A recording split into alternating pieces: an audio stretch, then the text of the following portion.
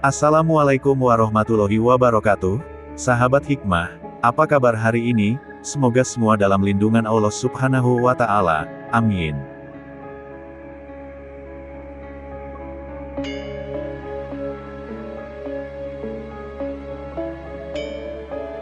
Pembahasan kali ini mengenai dua karomah Sunan Gresik, Sunan Giri yang jarang diketahui.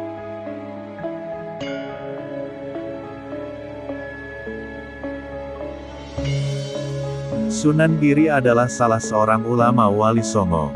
Ia lahir di tahun 1442 di Blambangan, Jawa Timur.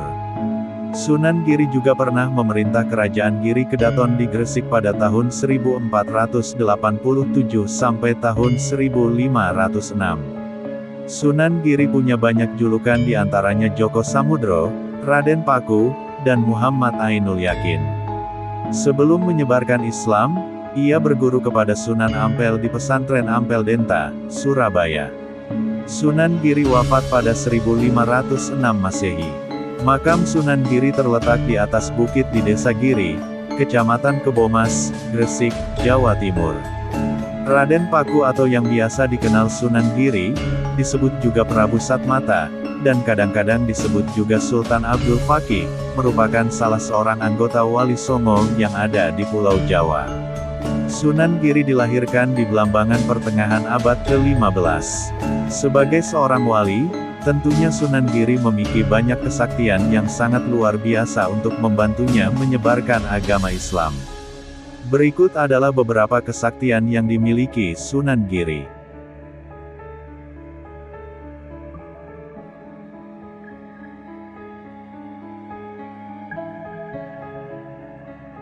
Adu kesaktian dengan Begawan Mintu Semeru. Hampir semua para wali pernah diajak adu kesaktian. Begitupun Sunan Giri yang menyebarkan agama Islam juga mendapat perlawanan dari para tokoh Hindu yang sudah terkenal pada saat itu. Begawan Mintu Semeru merupakan salah satu tokoh yang tidak senang akan kehadiran Sunan Giri. Begawan Mintu Semeru dikenal mempunyai kesaktian yang sangat tinggi. Dengan kehadiran Sunan Giri yang berdawang membuat dia tak terima dan kemudian menantang Sunan Giri untuk adu kesaktian. Begawan Mintu Semeru pun datang ke Gresik untuk beradu kesaktian dengan Sunan Giri. Saat itu terjadi 4 pertarungan seperti merubah angsa menjadi seekor naga, menyusun ribuan telur, adu kesaktian jubah serta ikat kepala, dan menerbangkan tempayan wadah air. Dari semua adu kesaktian itu, semua bisa dimenangkan oleh Sunan Giri, dan Begawan Mintu Semeru mengaku kalah. Akhirnya Begawan Mintu Semeru menjadi pengikut Sunan Giri dan menjadi santri di pesantren milik Sunan Giri.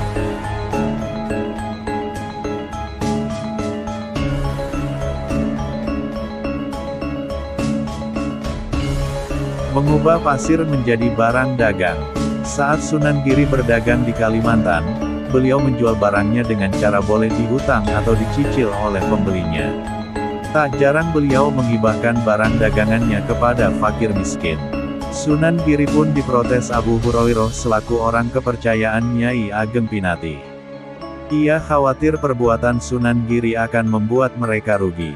Hal itu pun benar terjadi. Setelah 10 hari dan sampai waktunya pulang ke Jawa, para pembeli yang berhutang belum membayarnya. Akhirnya Abu Hurairah memutuskan pulang ke Jawa tanpa membawa hasil apapun. Kapal yang dinaikinya pun terombang-ambing oleh angin di lautan karena tidak ada beban muatan sama sekali. Karena hal tersebut, Sunan Giri memerintahkan untuk mengisi karung dengan pasir dan batu agar kapal memiliki muatan. Sesampainya di Gresik, Abu Hurairah menyampaikan kejadian selama di Kalimantan kepada Nyai Ageng Pinati. Otomatis ibu Sunan Giri sangat marah. Namun saat ibunya dan Abu Hurairah diminta untuk mengecek kapal ternyata batu dan pasir yang sebelumnya dibawa dari Kalimantan berubah menjadi damar dan rotan. Lantas, menyaksikan kejadian tersebut, Nyai Ageng Pinati tersenyum, dan Abu Hurairah merasa takjub setelah melihat kejadian tersebut.